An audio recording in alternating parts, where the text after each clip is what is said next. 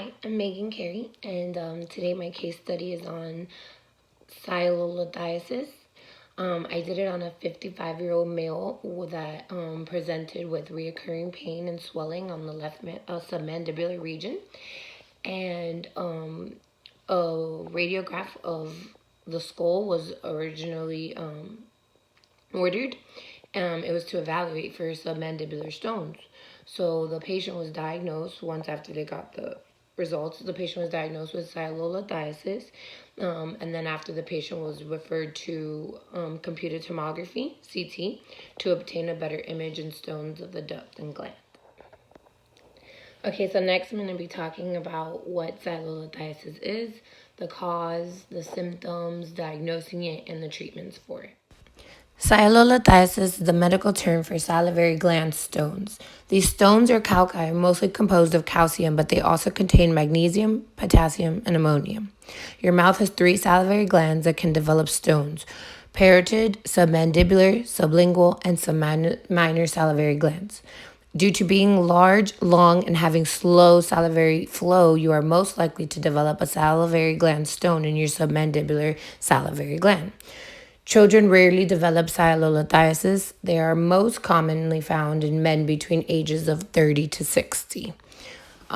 Most stones only occur in one gland. However, it is possible to have multiple stones to form at once.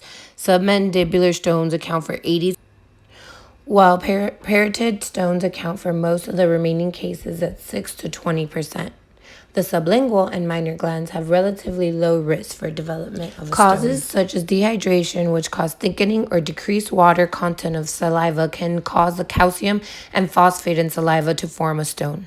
The stones often form in the saliva ducts, and you can either totally obstruct the salivary duct or partially occlude it.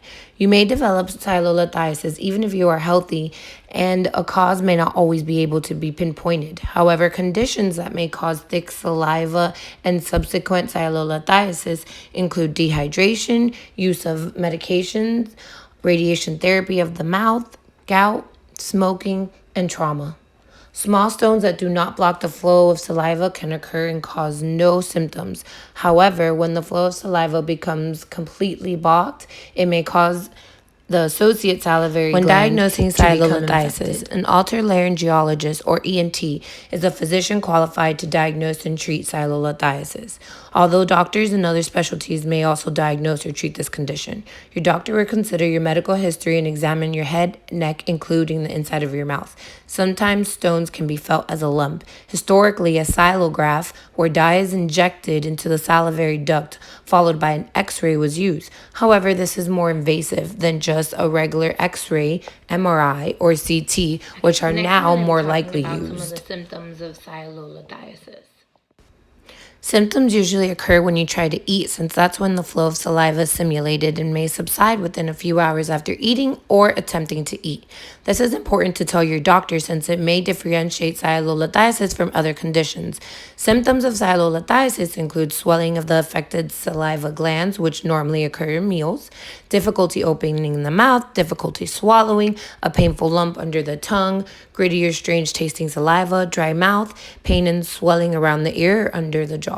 Severe infections of saliva glands may cause profound symptoms, including fever, fatigue, and sometimes the treatment of sialolithiasis depends on where the stone around how large it is. Small stones may be pushed out of the duct, and you may be able to facilitate this by drinking plenty of water or massaging and applying heat to the area. Sometimes a doctor can push the stone out of the duct into the mouth by using a blunt object and gently probing the area. Large salivary stones may be more difficult to remove and sometimes require surgery. Sometimes a thin tube called an endoscopic can be inserted into the duct. If the stone can be seen with endoscopic, the doctor may be able to insert another tool that is then used to pull the stone out. Sometimes removal of the stone can be achieved with a small incision in severe cases, and the entire gland in the stone may be surgically removed. So conventional radiographs utilizing occlusive views have been the initial diagnostic modality. Large radiopaque stones can be easily observed using this form of radiograph.